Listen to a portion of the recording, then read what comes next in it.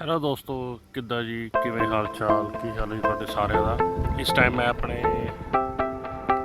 Camp ਦੇ ਵਿੱਚ ਬੈਠਿਆ ਤੇ ਅੱਜ ਮੇਰਾ ਡੇ ਆਫ ਸੀਗਾ ਤੇ ਮੈਂ ਕਿਹਾ ਚਲੋ ਅੱਜ ਸਵੇਰੇ ਉੱਠ ਕੇ, ਹੁਣ ਇਹ ਟਾਈਮ ਹੈਗਾ 11:30 ਵਜੇ ਨੇ, ਤੇ ਮੈਂ ਕਿਹਾ ਚਲੋ ਅੱਜ ਤੁਹਾਨੂੰ ਆਪਣੇ ਕੈਂਪ ਦੀ ਦਿਖਾਵਾਂ, ਵੀਡੀਓ ਦਿਖਾਵਾਂ।